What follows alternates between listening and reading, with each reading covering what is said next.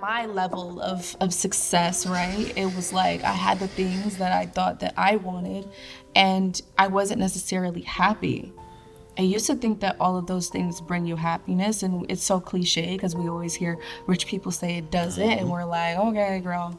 So, and all the problems still existed. So I quickly found out that that doesn't help anything.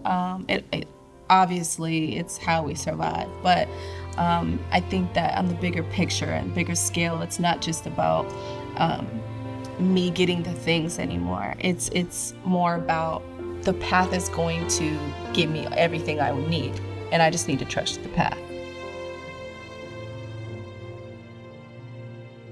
Everything's about why am I doing it? If I'm going to do it, why do it, right? It's more than just opportunity for me now. It's about the message. It's about what it's for. How does it further contribute to the bigger picture of the world? You know, it's like, how can I get in the space of contributing to the masses that actually moves and shakes people, not just momentarily getting likes or momentary viral. Yeah, like I'm in the headspace of wanting to be those legends that really like move people's hearts and spirits and change people's lives.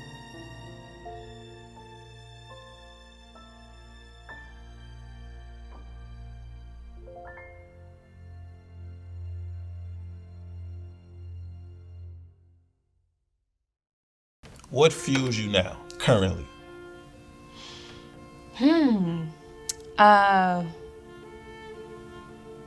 Purpose. Definitely purpose fuels me now.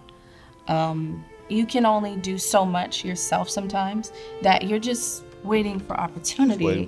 That doesn't mean do nothing, but you know what I mean? I feel like sometimes you just have to be in the divine space and timing that allows you to kind of like sync up with life's like purpose or purpose for you.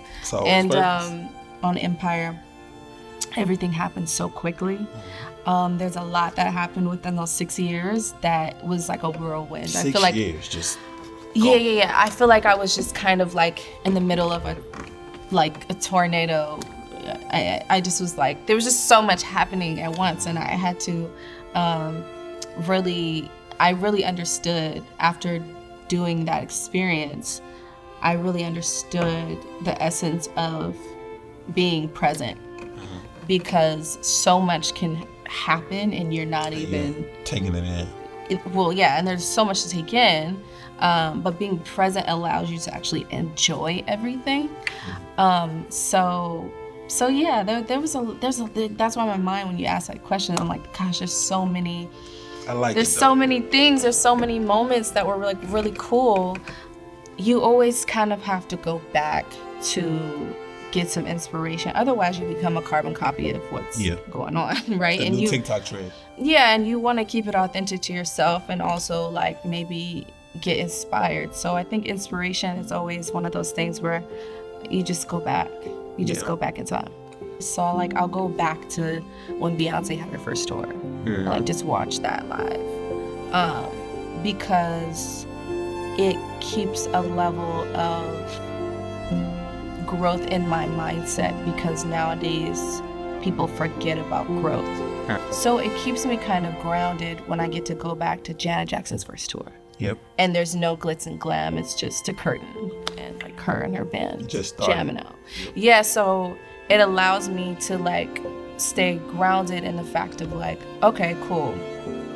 There is a starting point for everything you do. And that definitely locks me in and gets me very motivated. I mean, I love to look at like old Madonna, old like jazz singers, and I pull from so much. There's choreographers that I look at from like the 50s and 60s. Your documentary section probably looks like mine. I love watching older content. Yeah. So I do so much of that all the time, but I could say like that's what gets me locked in and keeps me locked in, is like being able to kind of time travel and understand the journey of like those that I look up to now. Like, okay, there are steps, there are avenues, and there's like so much work to be done. I was always the kid, like, I want to do this, I want to do this, I want to do this. Yeah, if it was up to my mom, she wouldn't do any of this. She's like, okay. She's the complete opposite of me. So I was definitely like, please, can I go do this? So when I was like in 4th or 5th grade, I would take like weekend classes at Millennium, this dance studio in LA.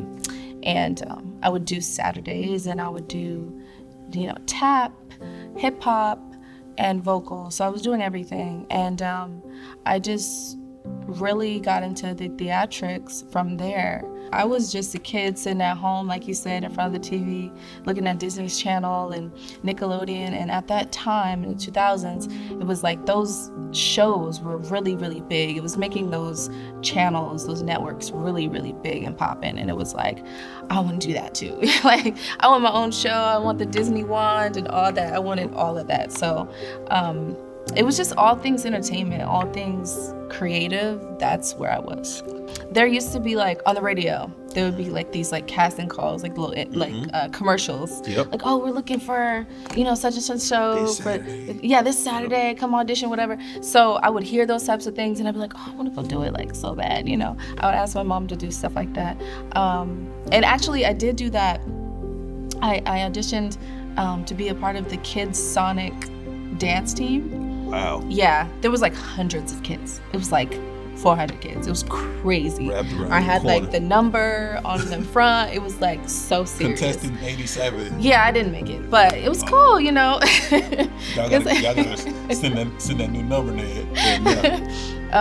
But yeah, there was just so many moments like that was really cool as a youngin', and I definitely was begging. I didn't want to go to school. I was like, why do I need school? I just need to go. I just need to go do what I want to do. Like, I'll do homeschool. Like, who cares about school? But that's an LA thing, or California thing. Yeah, and you see it more. Like it's more, I guess, normal. And my mom was just like, no, she is school advocate. So I went to school. I went through those moments of like culture shock for sure, going from LA to here. So I definitely have experienced that. But what I can say is I do believe it's made me a very well-rounded person, and I'm not afraid to see what's new or to try something different.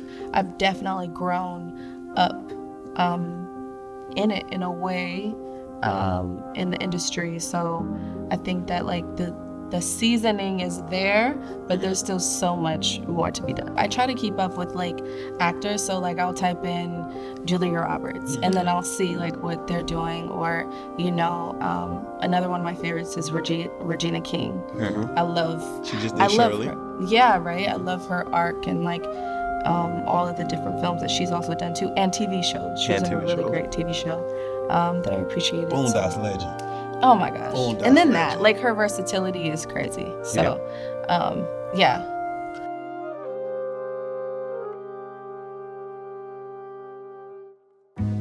There's so many different artists and actresses and actors that I've grown to really love from a young age, and they kind of like inspired my whole journey into wanting to become what I am now and more, right? So it's been really cool, like finding my own compass within it, because you can like get inspiration from all these different places and then make it your own.